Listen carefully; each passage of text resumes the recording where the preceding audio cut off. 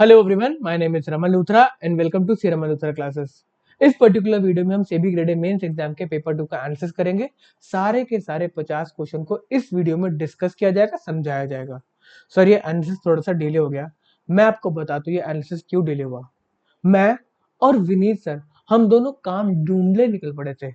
मतलब सी रमन लूथरा क्लासेस सिर्फ सेबी, पीएफआरडीए और एनपीएस की प्रिपरेशन कराती है। मोर और लेस इनका सिलेबस सेम ही है। पीएफआरडी और एनपीएस के एग्जाम में आपके पास पेंशन सेक्टर एक ऐड हो जाता है। तो हम सिर्फ इन 3 सब्जेक्ट को ही पढ़ाते हैं। हमने कभी हमारे पास अभी कोई काम ही नहीं है तो कुछ ढूंढते हैं, कुछ और करते हैं। तो हम काम ढूंढने निकल पड़े। मेरे को विनीत सर को और कोई काम ही नहीं मिला। तो सीए रमन लूथरा क्लासेस ने डिसाइड किया है कि इन 3 का कंटेंट हम अपडेट करते रहेंगे और आपके लेक्चर्स प्रोवाइड करते रहेंगे, कंटेंट को बढ़िया बनाते रहेंगे। इस बार बड़े सारे officer CA Raman Luthra classes लेने वाले हैं। अगली बार का टारगेट जितनी भी वैकेंसीज होंगी उसके 100% ऑफिसर्स का टारगेट लेके चलेंगे। ऐसा कंटेंट बनाएंगे। सर ज्यादा फेंक दिया आपने, चलो जी हम करते हैं आज का आंसर्स। मुद्दे की बात से बात को स्टार्ट करते हैं। एग्जाम आपका डिफिकल्ट था? नहीं, एग्जाम आपका लेंथी था। जब मैंने आपके पेपर 2 के प्रिपरेशन के बारे में डिस्कशन स्टार्ट किया था, मैंने पेपर 2 के लिए आपके पेपर 2 से मेंस एग्जाम के पेपर 2 के लिए सिर्फ न्यूमेरिकल के लेक्चर्स आपको प्रोवाइड करे थे, क्योंकि वही आपके एग्जाम को लेंदी बनाता है। अगर आपके न्यूमेरिकल्स के ऊपर आपका कमांड था तो ये पेपर आपको इजी लगा होगा कंपैरेटिवली। सर ये इजी बोल के पेपर आप गलत कर रहे हो, हमारा दिल दुख रहा है। नो डाउट पेपर लेंदी था, नो डाउट जो उसके अदर देन न्यूमेरिकल क्वेश्चंस थे वो स्टेटमेंट बेस्ड बट इनकरेक्ट का इसमें ऑप्शन कि आपको पूरा का पूरा क्वेश्चन पढ़ना पड़ रहा था। बट अभी भी बात वही है, जो न्यूमेरिकल क्वेश्चंस करके आ गए हैं सारे के सारे, एक आधा जो छोड़ दो, जो न्यूमेरिकल क्वेश्चंस करके आ गए हैं उनके चांसेस बहुत ज्यादा है इस एग्जाम को क्लियर करने के, सेबी ग्रेड के ऑफिसर बनने के, जो मैं आपको स्टार्टिंग से बोलता आ रहा हूँ। सर आपने कुछ नहीं बोला, झूठ बोलते हो आप। चलो जी, हम आप पीछे जाके लेक्चर्स में देख सकते हो।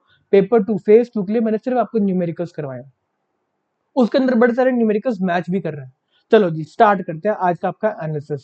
कॉमर्स एंड अकाउंटेंसी से बात को स्टार्ट करते हैं, न्यूमेरिकल्स ही न्यूमेरिकल। पहला क्वेश्चन आया, उन्होंने बोला आपका जो अकाउंटिंग अजम्पशंस होती है उसके अंदर कहते हैं कि अक्रूवल बेसिस को फॉलो करना है। अक्रूवल मतलब कैश से हमें कोई लेना देना नहीं। अगर कोई ट्रांजेक्शन आप एंटर करते हो तो अपनी बुक्स में उसको रिकॉर्ड कर लो। सेल कर दी तो रिकॉर्ड कर दो, कैश पैसा मिला नहीं मिला उससे कोई लेना देना नहीं। बट आपको क्वेश्चन आया उल्टा, उन्होंने बोला आप कैश बेसिस की अकाउंटिंग को फॉलो करके करो काम है। तो इसका आपको समझ में आना चाहिए आंसर। अगर आपने कैश फ्लो स्टेटमेंट पढ़ा है डायरेक्ट मेथड से तो आपको थोड़े थोड़े बात को समझ में आना चाहिए। ठीक है, तो क्वेश्चन में दे रखा था क्रेडिट सेल्स, इससे कैश का कोई लेन देन नहीं, काटो। सैलरी पेड इन कैश, भाई ये तो माइनस होगी होगी। एडवांस रिसीव फ्रॉम कस्टमर, हमें पैसा मिल गया, हम कैश को रिकॉर्ड करा, सेल होगी, खत्म बात। Expensive paid for next year, आपने पैसा दिया नेक्स्ट ईयर के लिए तो कैश तो गया गया। तो इस केस के अंदर वो कह रहा था भाई अपना कोई प्रॉफिट बताओ। तो प्रॉफिट क्या होगा, सेल्स जो आपने करी है ऐड, आपने सैलरी दे रखी है माइनस, आपने नेक्स्ट ईयर के एक्सपेंसेस इस साल दे दिए वो भी माइनस। तो आपका कैश बेसिस पे प्रॉफिट 8500 आ रहा है। इजी क्वेश्चन, जिसने भी cash flow statement direct method से कर रखा है उसके लिए क्वेश्चन हलवा था। ठीक है जी, नेक्स्ट क्वेश्चन पढ़ते हैं। शेड्यूल 3 ऑफ कंपनी एक्ट से क्वेश्चन आया, इनकरेक्ट स्टेटमेंट बताना था with respect to provisions. Provisions क्या होते हैं उसके बारे में एक स्टेटमेंट थी, बड़ी सारी स्टेटमेंट दे रखी थी, उन्होंने बोला इसमें से आप इनकरेक्ट स्टेटमेंट बताओ। तो जो आंसर थे उसमें एक बहुत ही इजी आंसर दे रखा था स्टेटमेंट में कि provisions are contingent upon happening और non happening of an event. जिसको भी कॉन्टिंजेंट लाइबिलिटी की डेफिनेशन पता है उसने सीधा ये मार्क कर दिया कि ये पर्टिकुलर जो डेफिनेशन है वो कॉन्टिंजेंट लाइबिलिटी के लिए है। तो प्रोविजंस का ये आंसर नहीं हो सकता, इसको काटा मार के ये आंसर आपका सही है। ठीक है, एक और क्वेश्चन आया, which of the following statement is correct with respect to cash and cash equivalent. Correct की बात करी गई थी इसमें, जिसका भी शेड्यूल 3 जिसने पढ़ा हुआ है या कैश फ्लो स्टेटमेंट उसने पढ़ा हुआ है तो उसके लिए क्वेश्चन इजी था। Bank deposits of less than 12 months need not to be disclose separately. अगर आप शेड्यूल 3 को पढ़ोगे तो उसके अंदर स्पेसिफिकली लिखा हुआ है कि बैंक डिपॉजिट्स जो 12 मंथ से ऊपर है उनको अलग से डिस्क्लोज करना आपको। तो ये डेफिनेशन, ये आपकी स्टेटमेंट सही है। तो उन्होंने बोला अगर 12 मंथ से लेस है तो उसको आपको डिस्क्लोज करने की जरूरत नहीं है। तो करेक्ट ऑप्शन यही था। आप शेड्यूल 3 को पढ़ना, आपको मिलेगी ये चीजें। रेशियो एनालिसिस से बहुत अच्छे क्वेश्चन आए।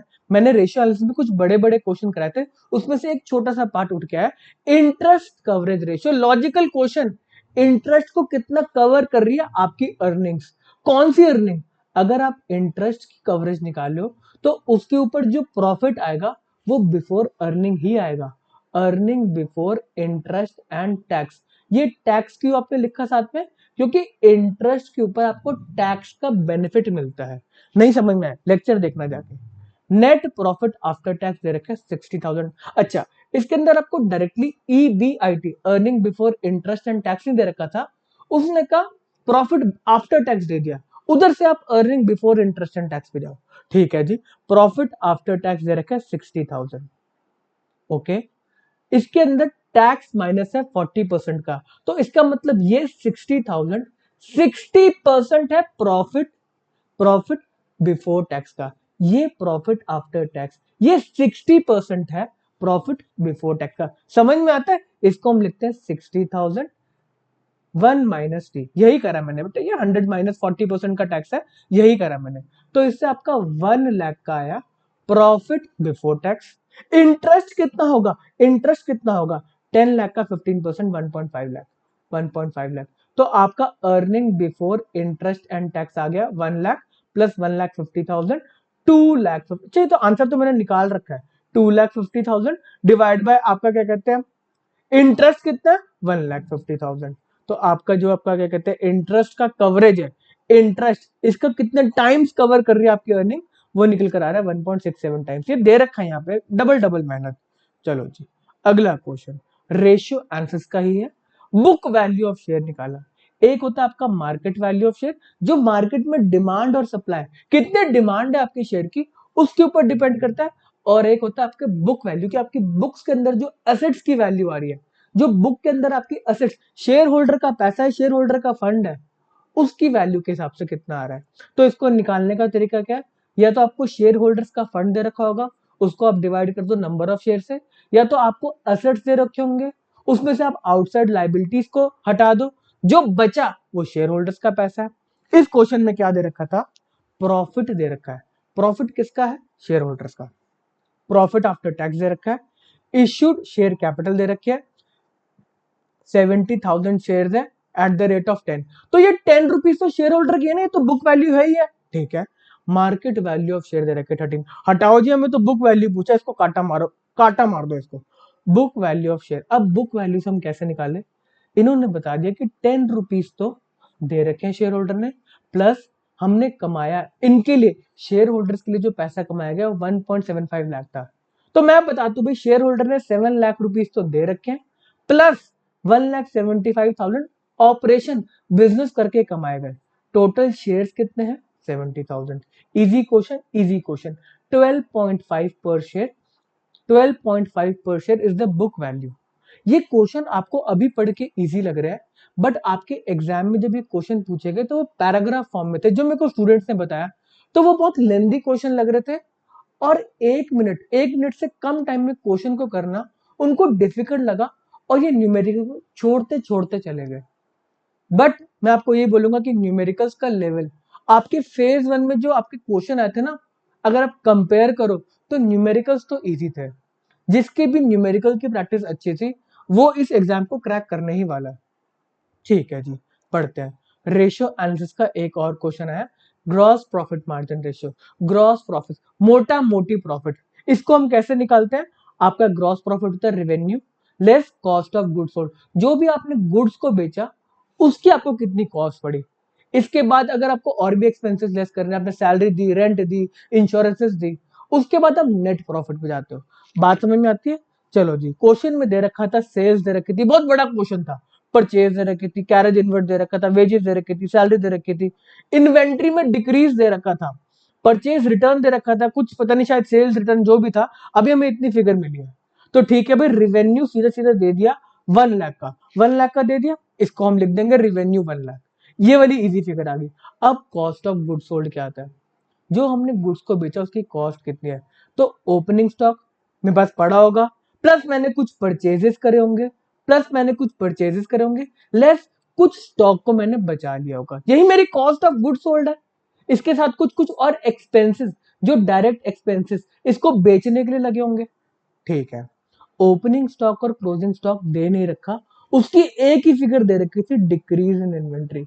इसका मतलब ही यही है, अगर आपने शेड्यूल 3 पढ़ा है तो उसके अंदर भी हम इसी तरीके से दिखाते हैं कि डिक्रीज इन इन्वेंट्री हुआ या इंक्रीज इन इन्वेंट्री हुआ है। ये डिक्रीज किस रिस्पेक्ट में बोल रहा है कि ओपनिंग में जितनी इन्वेंट्री थी अब वो कम रह गई है। तो मतलब इन दोनों की जो नेट फिगर है वो 10,000 लेस में है, लेस 10,000। ठीक है जी, परचेजेस हमारे कितने हैं 75,000, 75,000 अच्छा लेस परचेज रिटर्न भी है 2,000 की, तो नेट परचेजेस 73,000 हो गए। कॉस्ट ऑफ गुड्स सोल्ड, इसमें हमने 2,000 रुपीज ऐड करे कैरेज इनवर्ट के, डायरेक्ट एक्सपेंसेस है। 5,000 रुपीज हमने ऐड करे, 5,000 रुपीज हमने ऐड करे वेजेस के। सैलरीज नेट प्रॉफिट का पार्ट बनता है, इसलिए हमने इसको कुछ यूज नहीं किया। अब देखते हैं हमारा कॉस्ट ऑफ गुड्स सोल्ड क्या है।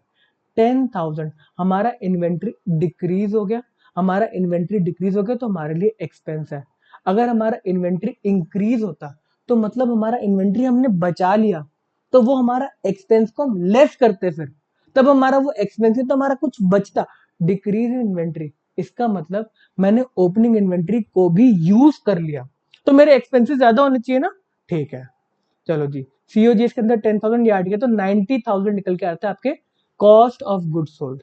आपका ग्रॉस प्रॉफिट क्या है, रेवेन्यू 1 लाख लेस 90,000 आपका सीओजीएस, 10,000 का आपका प्रॉफिट, तो जीपी रेशियो आपका 10,000 डिवाइड बाय आपका 1 लाख का sales, GP ratio 10%, perfect.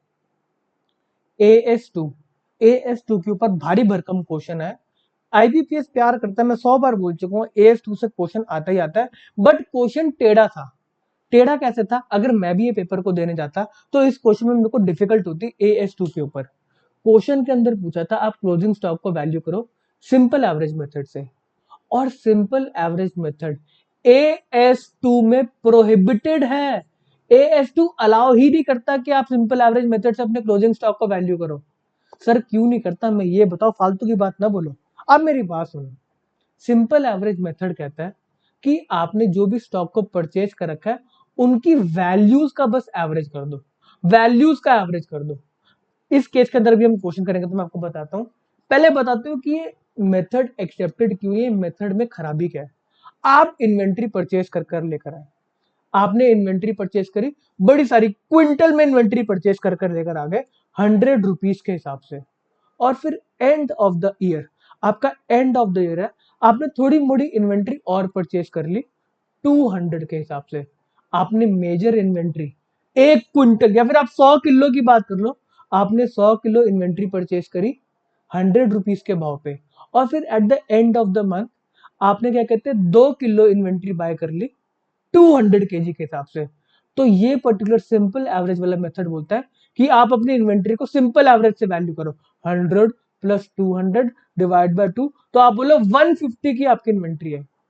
Sense बनता है, आप 100 रुपीज पे परचेज कर लेकर आए मेजर इन्वेंट्री को, जिसकी वैल्यू आप 150 के हिसाब से दिखा रहे हो, इसीलिए मेथड को प्रोहिबिट कर रखा है। आपका एएस2 अलाउ नहीं करता, वेटेड एवरेज ही अलाउ करता है। मैं क्वेश्चन करने जाता, मैं वेटेड एवरेज ही सॉल्व करता, मैं सिंपल एवरेज भूल जाता, बट क्वेश्चन को इजी बना दिया गया कि जो वेटेड एवरेज से आपका आंसर आ रहा था वो वाला ऑप्शन था ही नहीं। तो एक बार सॉल्व करके अगर आपका आंसर वो नहीं आता तो आप फिर दिमाग लगाते, देखते सिंपल एवरेज लिखा है, तो फिर आप सिंपल एवरेज तो बेटे सिर्फ ये वैल्यूज होता है ना, 20 प्लस 22 डिवाइड बाय 2, तो 21 के रेट पे आपको इन्वेंट्री को वैल्यू करना है। अब इन्वेंट्री बची कितनी है, 100 की इन्वेंट्री परचेज करी, फिर 200 की इन्वेंट्री परचेज करी, 250 की इन्वेंट्री बेच दी, 300 की इन्वेंट्री टोटल परचेज हुई, 250 की बेच दी, 50 की इन्वेंट्री बची, तो 50 की इन्वेंट्री इंटू 21 रुपीज 1050, और शायद वेटेड एवरेज का 1067 कुछ आ रहा था। मतलब बच्चों ने मोटा मोटी फिर कहा कि 1050 ही पास है, इसको मार्क करो, खत्म करो, आगे बढ़ो। तो काफी बच्चे आंसर को ठीक कर आए, ठीक है, बट क्वेश्चन ये टेढ़ा था। क्वेश्चन नंबर 8, इजी क्वेश्चन बोल सकते हैं इसको। AS2 valuation of inventory, which of the following is a notional cost related to valuation of inventory as per AS2। अब नोशनल कॉस्ट को आप डायरेक्टली स्टैंडर्ड कॉस्ट नहीं बोल सकते, बट जो आपके ऑप्शंस दे रखे थे वैल्यूएशन ऑफ इन्वेंट्री के लिए, उस केस के अंदर आपको लीफो फीफो सब कुछ वैसे दे रखा था, तो बेस्ट जो आंसर लग रहा था उसके अंदर वो स्टैंडर्ड कॉस्ट ही लग रहा था, और आपके AS2 में स्टैंडर्ड कॉस्ट का वर्ड यूज किया गया। अगर आप ढेर सारी इन्वेंट्री परचेज करते हो तो आपको स्टैंडर्ड, AS2 ने बोला हुआ है, अगर आप ढेर सारी इन्वेंट्री परचेज करते हो तो आप स्टैंडर्ड कॉस्ट को यूज करके उसको वैल्यू कर सकते हो, बशर्ते, मतलब शर्त ये है कि उसकी एक्चुअल कॉस्ट के आसपास ही आपने स्टैंडर्ड कॉस्ट निकाल के रखी हो। मैं आपको एग्जैक्ट टर्म पढ़ के बताता हूँ AS2 में क्या लिखा है। Techniques for the measurement of cost of inventory such as standard cost method और the retail method may be used for convenience if the results approximate the actual cost. ठीक है जी, तो इसका जो बेस्ट आंसर, अप्रोप्रिएट आंसर था वो standard cost ही था। बाकी जो ऑप्शन थे वो खराब ऑप्शन, बेकार ऑप्शन थे, तो फटाफट बच्चों ने स्टैंडर्ड कॉस्ट को मार्क किया। AS2 का एक और क्वेश्चन, 3 क्वेश्चन हो गए AS2 के ऊपर। Calculate the value of inventory imported. Imported के हमने बड़े सारे क्वेश्चन कर रखे हैं, पर लकीली आपने अगर कोई भी टेस्ट सीरीज परचेज करी होगी ट्रेड डिस्काउंट और कैश डिस्काउंट के ऊपर, हमारी टेस्ट सीरीज में तो काफी अच्छे अच्छे क्वेश्चन थे, और इसके ऊपर 2 क्वेश्चन में चर्चा हुई है। ठीक है जी, पढ़ते हैं। परचेज कॉस्ट क्या होती है? जो आप सामान परचेज करके लेकर आए, जो आपने वैल्यू दी वो उसको दो। ट्रेड डिस्काउंट एक झूठा डिस्काउंट होता है। आप फ्लिपकार्ट से सामान परचेज करते हो, आपके शूज की कॉस्ट है 10,000, उस पर 60% ऑफ 4,000 का शूज आपको मिल रहा है, तो उनकी फ्लिपकार्ट की सेल्स कितनी होगी? सिर्फ 4,000 ही। वो ऐसे नहीं दिखाएंगे मैंने 10,000 की सेल करी और मैंने 6,000 का ट्रेड डिस्काउंट दे दिया।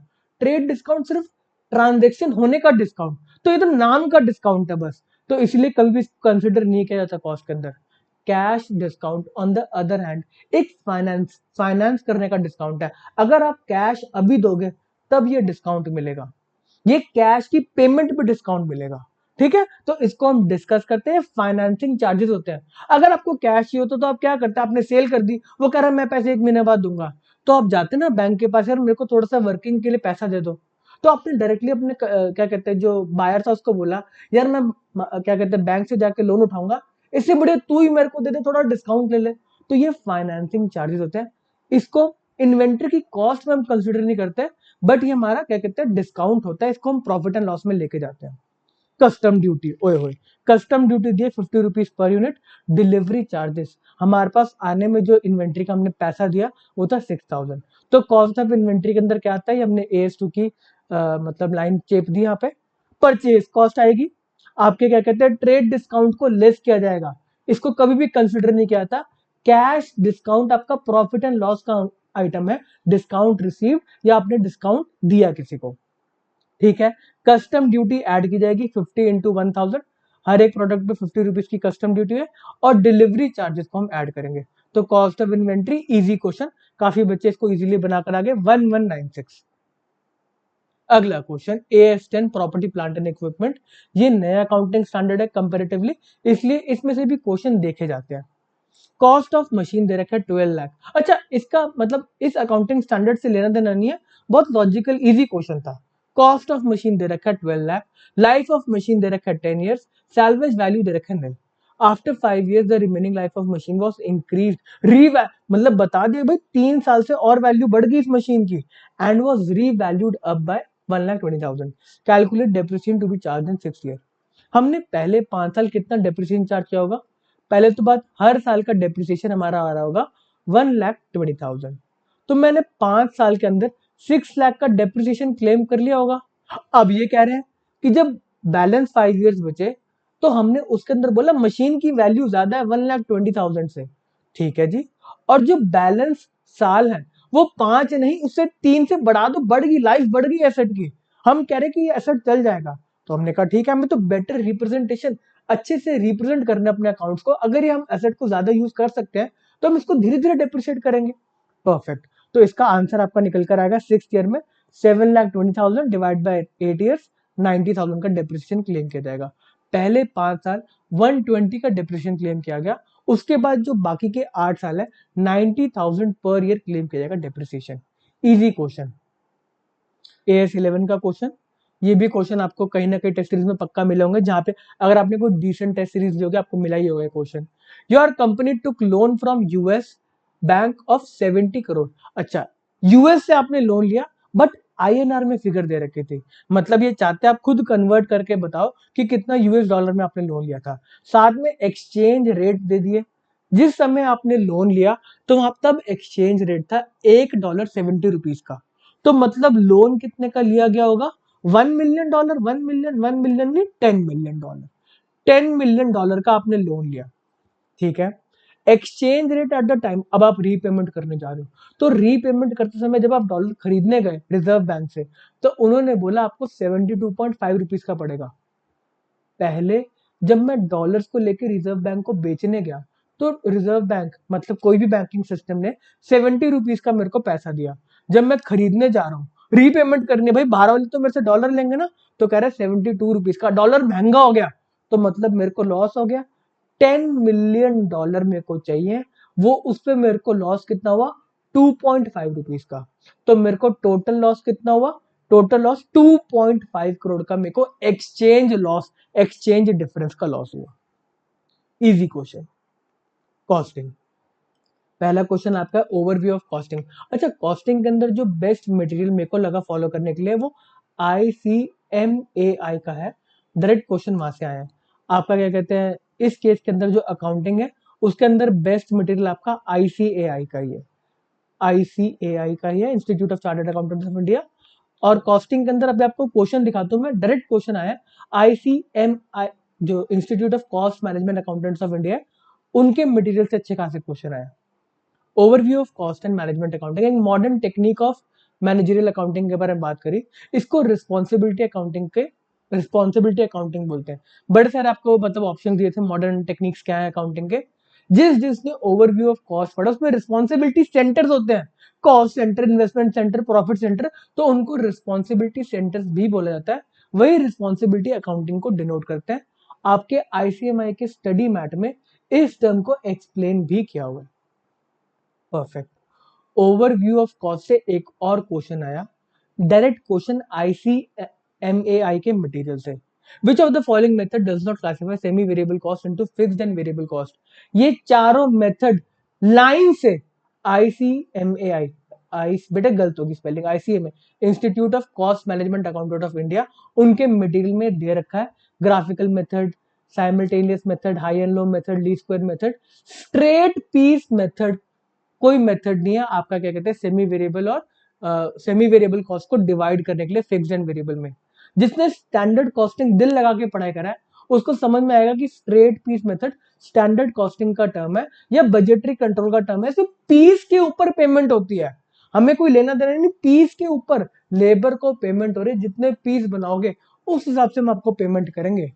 तो जिसने और कॉस्टिंग को भी अच्छे से पढ़ रखा है वो भी इस क्वेश्चन को अटेम्प्ट करके आया होगा, जिसने डायरेक्टली इन मेथड्स को नहीं पढ़ रखा। ठीक है जी, एडुकेटेड गेस्ट जिससे भी लिए वो मार्क करके आया होगा। ओके, कॉस्ट शीट के ऊपर क्वेश्चन आया, calculate prime cost. Prime cost cost sheet का पहला लेक्चर, कॉस्ट शीट का पर सेकंड लेक्चर कॉस्ट शीट के ऊपर। इजी था, डायरेक्ट मटेरियल, डायरेक्ट लेबर, जो भी आपको डायरेक्ट एक्सपेंसेस दे रखे हैं उन्हीं को ऐड करके आपको क्या कहते हैं प्राइम कॉस्ट निकालनी थी। इसमें बड़ी सारी चीजें दे रखी थी, वेरिएबल ओवरहेड, फिक्स्ड ओवरहेड, तो आपको सिर्फ डायरेक्ट चीजों को ऐड करना था। 1,68,000 इजी क्वेश्चन, फटाफट बच्चे मार्क कर आया आंसर। मार्जिनल कॉस्टिंग से क्वेश्चन आया ब्रेक इवन पॉइंट के ऊपर। यार मैं ज्यादा इजी बोल रहा हूँ क्या, बेटा गुस्सा मत करना, गालियां मत देना, मेरे को थोड़ा सा लग रहा है कि न्यूमेरिकल इजी से, इसलिए मैं बार बार इजी बोल रहा हूँ। Calculate BEP in units, break even point. Break even point एक ऐसा पॉइंट है जहां पर आपका फिक्स्ड कॉस्ट को आप रिकवर कर ले, तो मतलब आपको नो प्रॉफिट नो लॉस होता है। हम किससे रिकवर करते हैं, कॉन्ट्रीब्यूशन से। कॉन्ट्रीब्यूशन क्या है, कॉन्ट्रीब्यूशन है आपका जो भी सेल्स वैल्यू है लेस आपने इस सेल को करने के लिए वेरिएबल कॉस्ट कितनी कवर करी, इससे आपका कंट्रीब्यूशन निकल कर आता है। और जो कंट्रीब्यूशन निकलेगा उससे पहले आप कवर करोगे फिक्स्ड कॉस्ट को, और उसके बाद जो कंट्रीब्यूशन होगा वो रिप्रेजेंट करता है प्रॉफिट को। ठीक है जी, चलो जी हम पढ़ते हैं। Direct material 12, direct labour 6, variable overhead 50% of direct labour. Good part, good question. Fixed overhead 60,000। हमें इस फिक्स्ड ओवरहेड को रिकवर करना है अगर ब्रेक इवन पॉइंट के बारे में बात कर रहे हैं। सेलिंग प्राइस 10, ट्रेड डिस्काउंट फिर से आ गया 10%, क्या बात है। तो 30% का सेलिंग प्राइस है। ट्रेड डिस्काउंट को हटाओ पहले, तो झूठा डिस्काउंट 3 को हटाया, लेस डायरेक्ट मटेरियल। अब आपके जो भी वेरिएबल वेरिएबल एक्सपेंसेस है उनको हटाओ। मटेरियल को हटाया हमने, लेबर को हटाया हमने, वेरिएबल ओवरहेड दे रखा है 50% ऑफ डायरेक्ट लेबर। आपका क्या कहते हैं, डायरेक्ट लेबर है 6, तो वेरिएबल ओवरहेड है 3। कॉन्ट्रीब्यूशन निकल कर आया 0.6। आपको 60,000 को रिकवर, 60,000 की फिक्स कॉस्ट को रिकवर करना है। आप हर एक यूनिट पे कंट्रीब्यूशन कमा रहे हो 6 रुपीज का, तो आपको 10,000 यूनिट्स बेचने पड़ेंगे, तब जाके आप 60,000 की कॉस्ट को रिकवर कर पाओगे। तो ब्रेक इवन पॉइंट है 10,000 यूनिट्स। 10,000 यूनिट्स बेचोगे तब आपको नो प्रॉफिट नो लॉस है। आपने जो कमाया, मोटा मोटा कमाया, फिक्स कॉस्ट को हटा के जो मोटा मोटा कमाया 6 रुपए, उस 6 रुपए को से आप कवर करोगे पहले अपनी सारी की सारी फिक्स कॉस्ट को। फिक्स कॉस्ट है 60,000, तो मैं 6 रुपए करके अगर मैं 10,000 यूनिट्स बेचूंगा तब जाके मेरी 60,000 की फिक्स कॉस्ट कवर हो पाएगी। परफेक्ट। एक आपका न्यूमेरिकल क्वेश्चन आया था एब्जॉर्प्शन कॉस्टिंग के ऊपर। इसकी फिगर्स कंफर्म नहीं है, बट आप मेरे कॉस्टिंग के ऊपर जो न्यूमेरिकल का लेक्चर है वो देख लेना। शायद पहला या दूसरा क्वेश्चन ही है एब्जॉर्प्शन कॉस्टिंग के ऊपर, आपको मिल जाएगा। एब्जॉर्प्शन कॉस्टिंग को आप कैसे मतलब न्यूमेरिकल को निकालते हो। आपका वेरिएबल कॉस्ट होना चाहिए, प्लस आपका कुछ फिक्स्ड कॉस्ट है, उसको आपको डिवाइड करना होता है कितने यूनिट्स हैं, आप कितना आगे बजट लगा के चल रहे हो कि इतने यूनिट्स हम प्रोड्यूस करेंगे। तो आप उस वाले लेक्चर में जाके कमेंट कर सकते हो। इस लेक्चर में अगर फिगर्स याद है तो आप बता सकते हो। ठीक है। कॉस्टिंग के ऊपर एक क्वेश्चन आपका लीन सिस्टम से ऊपर। तो सेल्यूलर मैन्युफैक्चरिंग का कौन सा एक फीचर नहीं है। आपका लीन सिस्टम का जो प्रीमाइस है वो यही बोलता है कि ये एक्सपेंस को डिक्रीज करता है, लीन करता है, कम करता है।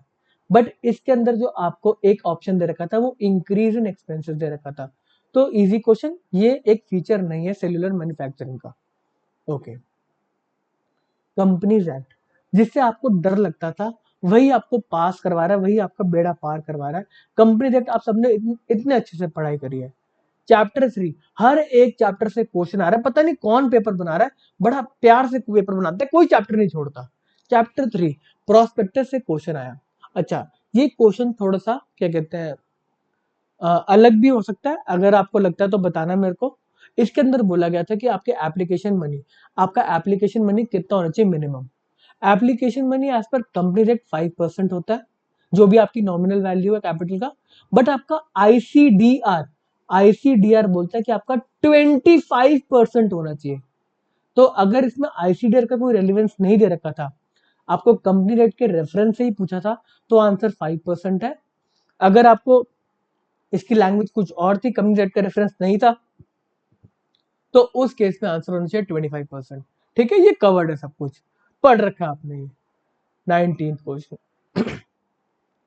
Transfer and transmission of share, थोड़ा सा डिफिकल्ट क्वेश्चन। जब भी आप ट्रांसफर और ट्रांसमिशन की बात करते हो तो आप यही पढ़ के जाते थे कि यार अभी अगर हमें शेयर्स को ट्रांसफर करना है तो हमने डीड दी, जो भी ट्रांसफर की डीड थी, विद इन 1 मंथ मेरे शेयर ट्रांसफर हो जाएंगे, आपके डिबेंचर सबके अलग अलग दे रखे थे। ठीक है जी, मैं बात समझ आती है, बट क्वेश्चन में थोड़ा सा घुमाव था। इस क्वेश्चन में था, अगर ट्रांसफरर ने या ट्रांसफरी ने कोई आपको डॉक्यूमेंट, ट्रांसफरर ने बोला भाई मेरे को ये शेयर्स को ट्रांसफर करना है, ठीक है, और ट्रांसफरी ने अगर कोई ऑब्जेक्शन रेज नहीं किया, तो इस ट्रांसफर को एग्जीक्यूटेड मान लिया जाएगा। विद इन 2 वीक्स उसको ऑब्जेक्शन रेज करना है, विद इन 2 वीक्स उसको ऑब्जेक्शन रेज करना है। तो ये क्वेश्चन जनरली मतलब छूट जाता है। गुड क्वेश्चन, मतलब मेरे को हिसाब से कम बच्चे करके आ पाए होंगे। अच्छा क्वेश्चन, 2 वीक्स का टाइम। ओके जी। अगला क्वेश्चन है declaration and payment of dividend से चैप्टर नंबर 8। इजी क्वेश्चन, अगर आपका अनपेड अनक्लेम डिविडेंड है 7 साल तक, 7 साल के बाद उसको ट्रांसफर कर दिया जाता है आईईपीएफ के अंदर, investor education and protection fund के अंदर। ऑडिट एंड ऑडिटर से इजी क्वेश्चन है, कौन ऑडिटर बन सकता है, चार्टर्ड अकाउंटेंट इन प्रैक्टिस आपका ऑडिटर बन सकता है और कोई ऑडिट नहीं कर सकता। ठीक है। 10 appointment and qualification of director. Share holder, small share holder, small share holder को कह रहे हैं कि कितने डायरेक्टर्स को अपॉइंट कर सकता है। इसका जो क्या कहते हैं स्टार्ट होता है सेक्शन सेक्शन में ही लिखा हुआ है कि सिर्फ एक डायरेक्टर, अ लिस्टेड कंपनी में है one director elected as small shareholder director. तो इसमें बड़े सारे आपको ऑप्शन दे रखे थे। बच्चे का पहला फोन ही आया कि सर कितने, मेरे को फोन आया पेपर देके, कितने स्मॉल शेयर होल्डर डायरेक्टर हो सकते हैं, तो मैंने बोला वन ही हो सकते हैं। उसमें बड़े सारे ऑप्शन दे रखे थे, ऐसी चीजें कभी कभी मिस हो जाती है। Okay. 23, appointment and qualification of director. अच्छा, term of independent director, maximum बच्चे इसमें बोल रहे हैं कि सिर्फ 5 years होना चाहिए, बट आपके इंडिपेंडेंट डायरेक्टर का टर्म 10 years हो सकता है अगर स्पेशल रेजोल्यूशन पास करें, और 10 years के बाद इसको छोड़नी पड़ती है अपनी कुर्सी। उसके बाद 3 साल का एक कूलिंग पीरियड होता है कि इंडिपेंडेंट डायरेक्टर फिर डायरेक्टर नहीं बन सकता 3 साल के टर्म तक। तो इसके अंदर आपको मेरे को बताना है कि लैंग्वेज क्या थी। जो मैक्सिमम टर्म है इंडिपेंडेंट डायरेक्टर का वो 10 years ही हो सकता है। अगर एक टर्म के बारे में बात की गई थी, ये 2 टर्म के बारे में बात है। एक टर्म 5 years की हो सकती है, टोटल टर्म 10 years तक वो इंडिपेंडेंट डायरेक्टर बन सकता है। तो इसका आंसर 5 years भी हो सकता है या 10 years भी हो सकता है। अगर आपको क्लैरिटी है कि इसके अंदर क्या दे रखा था तो आप प्लीज कॉमेंट करके बताना। ठीक है। Meeting of boards and it's power. भाई, आपको अगर बोर्ड मीटिंग करानी है तो उसका आपको नोटिस देना होता है। नोटिस 7 days का टाइम होना चाहिए। इसके अंदर भी एक कैच है, अगर आपको डायरेक्टली आपको मतलब इजी लैंग्वेज दे रखी थी सेक्शन की तो 7 days ही इसका आंसर है। बट अर्जेंट बिजनेस को कम डेज में भी ट्रांजेक्ट किया जा सकता है, कम दिनों में भी ट्रांजेक्ट कर लेते हैं, बट इसका आंसर 7 days ही लग रहा है, क्योंकि वो कम दिन, कितने कम दिन होने चाहिए उसके बारे में लॉ ने कोई क्लैरिफिकेशन नहीं दी। तो इसका आंसर बोर्ड मीटिंग के केस में 7 days correct. Okay. Meeting of boards and it's power का एक और question. Audit committee, audit committee के अंदर कितने इंडिपेंडेंट डायरेक्टर होंगे भाई? मेजोर मतलब कितने आपके डायरेक्टर होंगे ऑडिट कमेटी में? 3 डायरेक्टर्स होंगे। इसके अंदर मेजोरिटी इंडिपेंडेंट डायरेक्टर होंगे। आपको पूछा गया था कि ऑडिट कमेटी में कितने डायरेक्टर्स होने, तो आंसर है 3 डायरेक्टर्स। एनसीएलटी का क्वेश्चन था, जो भी आपके क्या कहते हैं president of tribunal, chairperson, judicial person of appellate tribunal, ये किसके कंसल्टेशन के बाद, किसके कंसल्टेशन के बाद आप इसको अपॉइंट करते हो? CGI, chief justice of India. Easy question. अभी तक जितने भी क्वेश्चन हमने करे हैं वो कहीं ना कहीं इजी लेवल के क्वेश्चन ही थे। न्यूमेरिकल्स बड़े थे, लेंदी थे, बट इजी ही थे। ठीक है जी। फाइनेंस। अच्छा, मैं आपको क्या कहते हैं बात को थोड़ा सा इंपॉर्टेंट बात छोड़ो, इसको छोड़ो, मेन बात पे आते हैं। बड़े सारे स्टूडेंट मेरे से पूछ रहे थे, मैं बताना भूल गया, ये बात मेरे को स्टार्टिंग में करनी थी, कि कितना एक्सपेक्टेड कट ऑफ आ सकता है। जिस हिसाब से एग्जाम हुआ है तो कट ऑफ तो गिरने ही वाली है। जो मेरा एक्सपेक्टेड मेरे को कट ऑफ लग रहा है। अच्छा, स्टूडेंट्स ऐसे भी हैं जिन्होंने 40 से अबव अटेम्प्ट करे हैं, 45 से अबव अटेम्प्ट करने वाले भी कुछ स्टूडेंट्स हैं, बट जो अभी जनरल चल रहा है वो कट ऑफ लग रही है मेरे को 62-63 के आसपास। 62-63 के आसपास आपकी इतनी कट ऑफ लग रही है। और इसके अंदर अब बहुत ज्यादा इंपॉर्टेंस बढ़ जाती है आपके इंग्लिश के एग्जाम की। जो इंग्लिश का एग्जाम है उसके अंदर जिसके भी नंबर ज्यादा आएंगे वो बहुत मैटर करेगा। तो थोड़ा सा कट ऑफ पिछली बार से कम होने वाला है डेफिनेटली, बट फिर भी कुछ स्टूडेंट्स होंगे जो एक्सेप्शनली वेल परफॉर्म करेंगे इस एग्जाम के अंदर। चलो जी, बीच में हमने बोल दिया, एंड में भी बात करेंगे इसके बारे में। ठीक है। फाइनेंस के ऊपर, फाइनेंशियल अवेयरनेस के ऊपर क्वेश्चन आया, सेबी ने कौन सी ऐप को अवेयरनेस के लिए लॉन्च किया, जो कि है सारथी ऐप। एक आया बेसिक्स ऑफ डेरिवेटिव के ऊपर, आपका क्या कहते हैं जो फ्यूचर्स का जो आपका करेंसी के अंदर फॉरवर्ड रेट होता है वो मतलब कैसे डिवाइस होता है, कैसे निकलता है, तो उसको हम इंटरेस्ट रेट पैरिटी बोलते हैं। इसका मतलब क्या है, आपका जो भी स्पॉट में रेट होगा एक पर्टिकुलर एक्सचेंज, एक करेंसी का, उसका फ्यूचर प्राइस आपको निकालना है, तो उसमें रिलेशन होता है दोनों कंट्री की इंटरेस्ट कितना मिल रहा है। आप समझो अगर इंडिया इंटरेस्ट दे रहा है 10% का और यूएस इंटरेस्ट दे रहा है 1% का, तो हर एक बंदा यूएस का बंदा इंडिया आके पैसा इन्वेस्ट कर देगा? ऐसा नहीं होता। जैसे ही वो इंडिया के अंदर पैसा इन्वेस्ट करेगा, इंडिया के अंदर उसको रुपी में इन्वेस्ट करना पड़ेगा, और जब at the end of the year जो भी टर्म होगा वो पैसे को वापस लेके जाएगा, उतना ही यूएस का डॉलर एप्रिसिएट कर जाएगा, उतना ही यूएस का डॉलर एप्रिसिएट कर जाएगा। नेट इंपैक्ट, नेट इंपैक्ट उसको कुछ नहीं पड़ेगा। यही इंटरेस्ट रेट का पैरिटी है, कि मतलब ऐसे कोई बंदा वो नहीं कर सकता, आर्बिट्रेज गेन नहीं कमा सकता कि भाई 1% इंटरेस्ट मिल रहा है यूएस के अंदर, इंडिया 6-7% दे रहा है, सारे के सारे इंडिया जाके पैसा इन्वेस्ट करो। तो इंटरेस्ट रेट पैरिटी आ जाता है कि जो वो 1% रेट ऑफ इंटरेस्ट दे रहा है यूएस, वो इक्विवेलेंट है 6% इंडिया का इंटरेस्ट रेट। क्यों? क्योंकि उतना ही यूएस डॉलर आगे जाके एप्रिसिएट कर जाएगा। लॉजिक समझ में आता है? थोड़ा थोड़ा आता है, ये आता है। तो इसको बोलते हैं interest rate parity. Financial awareness, एक ट्रेड्स के ऊपर क्वेश्चन आया आपका, ट्रेड रिसीवेबल डिस्काउंटिंग सिस्टम। इसके अंदर जो भी फैक्टर जिसको भी असाइन किया जाएगा, ट्रेड्स करेगा आपका, क्या कहते हैं, 10 डेज के अंदर कोई भी आपका चार्ट क्रिएट करना है, जो आपका रजिस्ट्री है, सेंट्रल रजिस्ट्री है, उस पर बताएगा कोई चार्ज क्रिएट होना है, भाई ये वाला फैक्टर ने क्या कहते हैं इस पर्टिकुलर बिल को डिस्काउंट किया, या फिर सेटिस्फैक्शन ऑफ चार्ज करना है, तो विद इन 10 डेज ट्रेड करेगा वो। बात समझ में आता है? ठीक है। एक आपका जीएसटी से डिफिकल्ट, महा डिफिकल्ट क्वेश्चन आया, फाइनेंशियल अवेयरनेस में भी आप इसको लेके जा सकते हो, डायनामिक क्यूआर कोड के ऊपर। तो इसके अंदर बोला गया था कि आपका डायनामिक क्यूआर कोड किसको चाहिए होता है, किसको नहीं चाहिए होता है, ऐसा कुछ क्वेश्चन था। तो जिसको चाहिए होता है, जिसका 500 करोड़ से ऊपर का क्या कहते हैं टर्नओवर है, उसके रिस्पेक्ट में उसको डायनामिक क्यूआर कोड चाहिए होता है। अब इस रूल के अंदर मैंने डायरेक्टली रूल को यहाँ पे लिखा है 2-3, जो सब रूल से 2-3-4 है, तो उसके बारे में भी आपको इन्फॉर्मेशन दे रखी थी। तो आपको एक जो 500 करोड़ से ऊपर का टर्नओवर वाला इंसान है, रजिस्टर्ड पर्सन है, उसको पिक करके आना था, और साथ में आपका क्या कहते हैं गुड्स ट्रांसपोर्ट वाले, और वो सब कुछ इन्फॉर्मेशन दे रखी थी। तो वो 2-3-4 क्लॉज के अंदर है, जिनको नहीं करना है ये। तो आपका जो आंसर होगा वो 500 करोड़ के ऊपर का जिसका फाइनेंशियल ईयर में टर्नओवर है, उसको डायनामिक क्यूआर कोड का रिक्वायरमेंट है।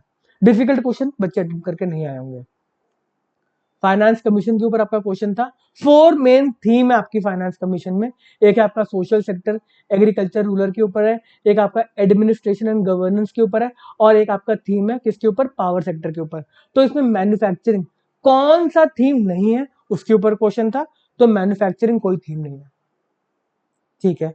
मैनेजमेंट के क्वेश्चन ट्रिकी थे, डायरेक्ट क्वेश्चन नहीं थे, डायरेक्ट क्वेश्चन बिल्कुल भी नहीं थे। अब इसको पढ़ते हैं। एक आपका मोरल एंड मोटिवेशन के ऊपर क्वेश्चन था, which of the following is related to आपका मोरल। तो मोरल एक कलेक्टिव वर्ड है, पूरी ऑर्गेनाइजेशन को लेके वर्ड है, तो वर्किंग एनवायरनमेंट बेस्ट ऑप्शन था। मोटिवेशन के ऊपर आपका क्वेश्चन आया, जिसके अंदर पूछा गया कि आपका इंसेंटिव और रिवॉर्ड के अंदर क्या फर्क है। इंसेंटिव का फीचर बताया गया। इंसेंटिव हमेशा आगे का आपको टारगेट देता है, फॉरवर्ड लुकिंग होता है कि आपको इतना इंसेंटिव दिया जाएगा जब आप एक पर्टिकुलर टारगेट को अचीव कर लोगे। ठीक है जी। ये लाइन आपको क्या कहते हैं लेक्चर से दी गई है। रोल ऑफ मैनेजर क्या होता है? एक रोल ऑफ मैनेजर का परफॉर्मेंस मैनेजमेंट के लिए, role of manager responsible for providing employ with constructive feedback, reviews, वो सब कुछ। तो ये परफॉर्मेंस मैनेजमेंट का पार्ट है। ये भी रिलेटिवली इजी क्वेश्चन। लीडरशिप के ऊपर क्वेश्चन आया, जिसके अंदर करिश्मा वर्ड को यूज किया गया, इंस्पिरेशन वर्ड को यूज किया गया। तो वो लीडरशिप स्टाइल है transformational leadership. Everybody was able to attempt this question. Communication के ऊपर क्वेश्चन आया एक, ये थोड़ा सा टेढ़ा क्वेश्चन था। कम्युनिकेशन बैरियर्स के ऊपर क्वेश्चन आया, फ्रस्ट्रेशन एंगर के ऊपर बात करा था। तो इसमें साइकोलॉजिकल बैरियर भी हो सकता है, इमोशनल बैरियर भी हो सकता है, बट बेस्ट आंसर ये एंगर फ्रस्ट्रेशन का इमोशनल बैरियर ही है। तो मेरे हिसाब से इसका आंसर है emotional barrier. Human resource development के ऊपर क्वेश्चन है, direct question, easy question, related to enhancement of skills. तो इसका 3 पार्ट में डिवाइड किया गया। एक ट्रेनिंग एंड डेवलपमेंट के अंदर स्किल्स के बारे में बात की जाती है। परफेक्ट। एक ह्यूमन रिसोर्स डेवलपमेंट के ऊपर क्वेश्चन आया कि एचआरडी प्रिंसिपल दैट फोकस। अच्छा, अब आपको ये क्वेश्चन डायरेक्टली कोई मतलब टेक्स्ट बुक से नहीं, ब्लॉग से उठा के बीते जा रहे हैं। एक मेरे स्टूडेंट ने एक ब्लॉग का क्या कहते हैं क्लिपिंग्स मेरे को दिखाई कि ये ब्लॉग में लिखा हुआ है और यही लाइन डायरेक्टली आई गई। तो आपका जो मैनेजमेंट है वो सिर्फ टेक्स्ट बुक तक नहीं रह गया, आपको मतलब बहुत ज्यादा रिसर्च करनी पड़ेगी मैनेजमेंट को अगर आपको क्रैक करना है तो। HRD principles that focus on development of human resources, development of organizational head, improvement of problem solving capabilities, development of diagnostic ability, बड़ी सारी चीजें दे रखी थी। तो इसका था enabling capabilities। एंड ये ह्यूमन रिसोर्स डेवलपमेंट कौन सा क्या कहते हैं रोल है, वो है आपका enabling capabilities। आपके सारे के सारे क्वेश्चन डिस्कस हो रखे हैं। आपके इकोनॉमिक्स के अंदर 12 क्वेश्चन आए जो कि विनीत सर अभी डिस्कस करेंगे। मेरा लेक्चर यहाँ पे ब्रेक हो जाएगा और विनीत सर का स्टार्ट हो जाएगा। उससे पहले मुद्दे की बात यही है, मैं फिर से वो बात को रिपीट करूं, पेपर डिफिकल्ट साइड पे था, लेंदी था, क्वेश्चन फिर भी इजी थे बट लेंदी था। इस चक्कर में जो प्रेशर था उसके चक्कर में बच्चे काफी क्वेश्चंस छोड़कर आए और गलत भी कर आए। तो जो एक्सपेक्टेड कट ऑफ है वो 62-63 के आसपास लग रही है जनरल कैटेगरी में। पिछली बार शायद 60 8 या 69 थी, तो इस बार कम होने वाली है। जो जो स्टूडेंट्स की न्यूमेरिकल्स अच्छे से अटेम्प्ट कर आए हैं, कॉन्ग्रेचुलेशन, लग रहा है कि आपके चांसेस काफी अच्छे हैं। अब मैं आपसे मिलूंगा क्या कहते हैं इंटरव्यू की प्रिपरेशन के लिए। जो जो सिलेक्ट होंगे, जो सिलेक्ट नहीं होते, आपको आज से ही पढ़ाई करनी है आपके नेक्स्ट एग्जाम के लिए। टारगेट बना के चल के आपको पढ़ाई करनी है। आप देखो जाके आशीष की स्टोरी देखो, जो मेरा स्टूडेंट था, जो सेबी में फेल हुआ और फिर उसने टारगेट बनाया कि वो एनपीएस के एग्जाम को क्रैक करेगा, और 30 की एज पे उसके पास और टाइम भी नहीं था, उसने उस एग्जाम को क्रैक किया जिसमें सिर्फ 3 वैकेंसी थी। तो इंस्पिरेशन है आशीष, मेरे लिए भी और आपके लिए भी। आपको भी पढ़ाई को, जो भी आपने नोट्स बना रखे हैं, आप उनको रिवाइज करते रहना। दिल में लेके चलना है सपना कि भाई हमें तो सीट चाहिए ही चाहिए। ये पीएफआरडीओ, एनपीएसओ, सेबीओ, हमें क्रैक करना ही करना है। मैं हमेशा अवेलेबल रहूंगा आपके लिए इस पर्टिकुलर एग्जाम को प्रिपरेशन कराने के लिए। तो मेरी तरफ से इतना ही। अभी विनीत सर आपसे इकोनॉमिक्स के क्वेश्चन को डिस्कस करेंगे। Okay, all the best and bye bye. Hello, नमस्कार, आदाब, सत श्री अकाल एवरीवन। मैं हूं विनीत सिंह और आज हम इकोनॉमिक सेक्शन डिस्कस करने आए हैं, सेबी जो एग्जाम 2 है। चलो स्टार्ट करते हैं आज की class CA Raman Luthra classes के थ्रू। आइए, सबसे पहला क्वेश्चन आया था आपका डिमांड के ऊपर। आपको बोला गया था कौन सी कमोडिटी की डिमांड जो है वो इनइलास्टिक है। इनइलास्टिक का मतलब होता है जब प्राइस चेंज हो बट आपकी डिमांड ज्यादा चेंज ना हो उस प्रोडक्ट की। ये ज्यादातर नेसेसिटी गुड्स के केस में होता है। ठीक है, यहाँ पर हमारे ऑप्शन में से नेसेसिटी गुड्स आपको पता ही है, शुगर, सॉल्ट, ठीक है, मिल्क, ब्रेड। इस केस में हमारे क्वेश्चन में ऑप्शन दिया हुआ था एक सॉल्ट का, तो सॉल्ट आपका आंसर हो गया है, क्योंकि यहाँ पर आप सॉल्ट का प्राइस ज्यादा चेंज होने पे भी उसकी डिमांड ज्यादा चेंज नहीं होगी, क्योंकि वो नेसेसरी है हमारे लिए, हर खाने में डलता है, हमारे लिए हेल्थ के लिए कंपल्सरी है ये सब।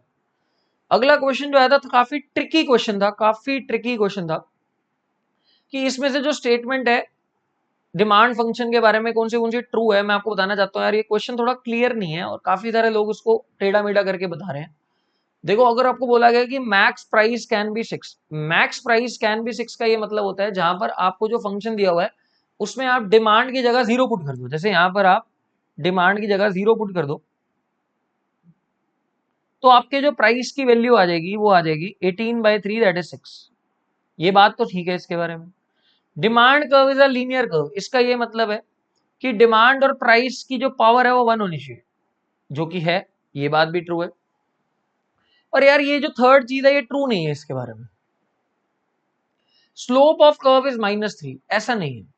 स्लोप ऑफ कर्व क्या होता है? डिमांड कर्व जो वाई एक्सिस पे आ रहा है, डिमांड कर्व के प्राइस, उसका डेरिवेटिव विद रिस्पेक्ट टू जो एक्स एक्सिस पे आ रहा है डिमांड। तो डीपी बाई डी डी निकालना था, ठीक है, इस केस में। ठीक है, जो मैथ्स वाले हैं पहले उनको मैं बता रहा हूँ एक तरीके से, जिनके पास मैथ्स बैकग्राउंड अच्छा है, तो आप इसको विद रिस्पेक्ट टू डी पूरे फंक्शन को डेरिवेट कर दीजिए। डी को डी के रिस्पेक्ट में करेंगे तो 1 आ जाएगा, 18 एक नंबर है उसको करेंगे तो 0 आ जाएगा, और डीपी बाई डी डी मतलब -3 डीपी बाई डी डी हो जाएगा। तो इस केस में आपका जो स्लोप है वो यहाँ पर -3 आ जाएगा, तो -1/3 हो जाएगा, जो कि ये बात गलत है कि -3 है। ठीक है, तो इसका करेक्ट आप मुझे ऑप्शन बता सकते हैं। ठीक है, तो डीपी बाय डी डी -1/3 आ रहा है। जो नॉन मैथ्स बैकग्राउंड है उनको मैं सिंपल लॉजिक में बताना चाहता हूँ। जो स्लोप होता है, जो प्राइस के साथ में टर्म दिए उसका रेसिप्रोकल होता है। जो प्राइस के साथ में टर्म दिए उसका रेसिप्रोकल होता है अगर डिमांड के साथ 1 दिया हुआ। ठीक है, सिंपल लैंग्वेज में उनको मैंने बताया। अगला 41, which one of the following is not a cause of demand full inflation. जो डिमांड या कंज्यूमर की तरफ से कॉज नहीं कर रही इन्फ्लेशन। यहाँ ऑप्शन में दिया हुआ था increase in price of manufacturer या बाय द मैन्युफैक्चरर। कोई प्रोडक्ट का प्राइस अगर मैन्युफैक्चरर बढ़ा देता तो एडमिनिस्ट्रेटिव प्राइस उसका बढ़ गया, तो इसका डिमांड से कोई लिंक नहीं है, तो ये इसका आंसर है। अगला क्वेश्चन मेरे नोट्स में क्लियरली दिया हुआ था, एनबीएफसी के बारे में कौन सी स्टेटमेंट जो है वो इनकरेक्ट है। इनकरेक्ट स्टेटमेंट ये है कि एनबीएफसी डिमांड डिपॉजिट्स एक्सेप्ट करता है, जो कि नहीं करता। ठीक है, अगला क्वेश्चन आया कि आपको जीएनपीएमपी दिया हुआ था और एनएनपीएफसी निकालना था। देखो, एनएनपीएफसी का मतलब है net national product at factor cost. आपको दिया हुआ था GNPMP gross national product at market price. Gross दिया हुआ नेट पे जाना है, तो ग्रॉस बड़ा होता है, नेट पे जाना है, दोनों का डिफरेंस होता है डेप्रीसिएशन। तो आप डेप्रीसिएशन को माइनस कर देंगे ग्रॉस में से ताकि आप नेट पे पहुंच जाए। National national, product product same है, पर यहाँ है मार्केट प्राइस, यहाँ है फैक्टर कॉस्ट, दोनों का डिफरेंस होता है net indirect tax. Market price बड़ा होता है, फैक्टर कॉस्ट छोटा होता है, तो माइनस करना पड़ेगा इसलिए मुझे net indirect tax. Net indirect tax का फॉर्मूला होता है इनडायरेक्ट टैक्स माइनस सब्सिडी, और ये भी मुझे दिया हुआ है, ये भी मुझे दिया हुआ है, ये भी मुझे दिया हुआ है, तीनों की वैल्यूज मैंने पुट करी यहाँ पर, मेरा आंसर आ गया 4017। ये क्वेश्चन हमने किया हुआ है। इसी तरीके से एक और क्वेश्चन आया, which of the following is not a non planned expenditure. Basically जो प्लान्ड एक्सपेंडिचर है, ऑप्शन में बड़े सारे थे, देखो इलेक्ट्रिसिटी का खर्चा हमारा हर महीने होना ही होना, चाहे आप गवर्नमेंट हो चाहे आप हाउस होल्ड हो, तो एक तरीके से आपके प्लान्ड एक्सपेंडिचर में आता है, इसलिए ये नॉन प्लान्ड एक्सपेंडिचर नहीं है। काफी सिंपल क्वेश्चन था, इकोनॉमिक्स अवेयरनेस का बेसिक क्वेश्चन था। अगला मॉनेटरी पॉलिसी के ऊपर क्वेश्चन आया था, ठीक है, मैं फिलिप्स कर्व वाला बीच में कवर करता हूं। अभी पहले मॉनेटरी पॉलिसी के ऊपर क्वेश्चन आया, मैंने आपको बताया था मॉनेटरी पॉलिसी वीडियो में पढ़ाते हुए कि दो टाइप के मेजर्स होते हैं, क्वांटिटेटिव जिसके अंदर आता है CRR, SLR, repo rate, reverse repo rate, bank rate, सब बताए थे, ओपन मार्केट ऑपरेशंस, ठीक है। और आता है क्वालिटेटिव मेजर्स जिसमें आता है क्रेडिट रैशनिंग, ठीक है, मॉरल सुएजन, ठीक है, मार्जिन रिक्वायरमेंट। तो इनमें से ऑप्शन आपको दिए हुए थे और वो कह रहा था इनमें से कौन सा क्वांटिटेटिव मेथड नहीं है, तो क्रेडिट रैशनिंग ऑप्शन में था, वो आपका आंसर हो जाएगा। एक फिलिप्स कर्व के ऊपर क्वेश्चन आया कि फिलिप्स कर्व में कौन सी स्टेटमेंट जो है वो इनकरेक्ट है, ठीक है, कौन सी स्टेटमेंट जो है इनकरेक्ट है, तो इसका आंसर था कि हाई इन्फ्लेशन और हाई अनएम्प्लॉयमेंट जो होगी वो रिसेशन में होगी। स्टैगफ्लेशन का कंसेप्ट होता है जिसमें इकोनॉमी स्टैग्नेंट भी हो, ठीक है, रिसेशन में, और अनएम्प्लॉयमेंट तो है और इन्फ्लेशन भी ज्यादा हो, तो ये इनकरेक्ट स्टेटमेंट है एक फिलिप्स कर्व के हिसाब से, क्योंकि वैसे भी हाई इन्फ्लेशन से जो होता है वो फिलिप्स कर्व के हिसाब से अनएम्प्लॉयमेंट लेवल कम हो जाता है। तो यहां से भी आप देख सकते हो कि रिलेशन ही गलत दिया हुआ है स्टेटमेंट के अंदर, यहां से भी आप आंसर को फिगर आउट कर सकते हो, ठीक है। अगला मॉनेटरी और फिस्कल पॉलिसी के अंदर एक और क्वेश्चन आया कि बेसिकली आप ये कह सकते हो मनी सप्लाई से रिलेटेड भी था कि monetary base of a country किसको कहते हैं, ठीक है। तो इसमें स्टेटमेंट का क्लियर आंसर दिया हुआ था कि monetary base is the total amount of currency in generation, in general circulation या इन जनरल सर्कुलेशन और in the commercial bank deposits held in the central bank reserves, ठीक है। तो आप कह सकते हो देखो मॉनेटरी बेस वैसे चार है, मैं आपको बता दूं, ठीक है, M1, M2, M3, M4। यहां पर आप M1 की बात कर रहे हो, मैं जिनको जनरल नॉलेज की बात बता रहा हूं। जनरल सर्कुलेशन मतलब सी, इसको हम बोलते हैं करेंसी विद पब्लिक, ठीक है, और डिमांड या bank deposit sales in commercial bank reserves आप कह सकते हो उसके साथ में, ठीक है। थोड़ा सा ट्रिकी है, कोई बात नहीं, सिंपल सा क्वेश्चन था, बट कुछ क्वेश्चन ट्रिकी आए, जैसे वहां पर डिमांड वाला, ये भी एक थोड़ा सा ट्रिकी टाइप का क्वेश्चन था। अगला है monetary and fiscal policy dash is where government takes stringent steps to curb the inflation, ठीक है, by aligning government expenditure with government revenue, ठीक है। कभी कभी क्या होता है कि गवर्नमेंट जो है इन्फ्लेशन को खत्म करने के लिए फिस्कल पॉलिसीज वगैरह या अनाउंस करती है, ठीक है। उसमें पहले क्या करती है गवर्नमेंट, क्या कर सकती है, एक ऐसा स्टेप होता है जिसमें गवर्नमेंट कहती है यार मेरे को अपना जो खर्चा है ना वो अपनी रिसीट्स के साथ लेके आना है, मैं फालतू खर्चा इकोनॉमी में नहीं करेंगी गवर्नमेंट। देखो गवर्नमेंट जब खर्चा ज्यादा करती है, ठीक है, तो इससे क्या होता है लोगों की इनकम जनरेट होती है और उनकी स्पेंडिंग कैपेसिटी बढ़ती है, जिससे कंट्री में इन्फ्लेशन आ सकती है। तो गवर्नमेंट अपने खर्चे को कम करे, और वो स्पेशली कितना कम करे, इक्वेट करने की कोशिश करे अपने रेवेन्यू या टैक्सेस के साथ, तो इस कंसेप्ट को फिस्कल प्रूडेंस बोलते हैं। ये आया था पेपर के अंदर, ठीक है। अगला, which of the following statement is incorrect with respect to monopolistic competition. देखो मोनोपोलिस्टिक कॉम्पिटिशन जो है उसमें normal profit in long run, ये बात ठीक थी एकदम अगर ये लिखी होती तो, पर with and no excess capacity, excess capacity होता है, ठीक है, तो ये बात फॉल्स बनाती है इस पूरी स्टेटमेंट को, तो ये इसीलिए इनकरेक्ट स्टेटमेंट हो जाएगी पूरी। अगर normal profit in long run लिखा होता तो वो ट्रू था, पर normal profit in long run and no excess capacity, ये नो एक्सेस कैपेसिटी पूरी स्टेटमेंट को फॉल्स बनाता है, ठीक है। अगला एक क्वेश्चन और आया था, which of the following statement is incorrect with respect to monopoly, ये जो है ना यार, मेरे को ऑप्शंस क्लियर नहीं पता, तो आप मेरी हेल्प कीजिए पता करने में कि क्या ऑप्शन है, मैं उसमें से आपको आंसर बता पाऊंगा। ठीक है, आई होप अगर आपको पूरा कंसेप्ट क्लियर हुआ हो। ठीक है, इनमें से कोई क्वेश्चन अगर आपको क्लियर नहीं हुआ है तो आप मुझे बता सकते हैं, मैं उसको क्लियर करने में आपकी मदद करूंगा। मैंने 2-3 तरीके से आंसर आपको बताने की कोशिश की है इनके बारे में, और जो सिंपल स्टेटमेंट क्वेश्चन थे उनको मैंने डायरेक्ट बता दिया, उनमें कुछ ज्यादा बताने की जरूरत नहीं थी। ठीक है, तो मिलते हैं हम लोग बाद में। बाकी कोई भी डाउट हो आप मुझसे पूछ सकते हैं पर्सनली। मुझे लगता है काफी सारे बच्चों को क्लियर होना चाहिए जिन्होंने इकोनॉमिक्स स्पेशली पढ़ी हुई कि 12 क्वेश्चन इकोनॉमिक्स में है। ठीक है, टेक केयर एवरीवन, ध्यान रखें, बाय बाय एवरीवन।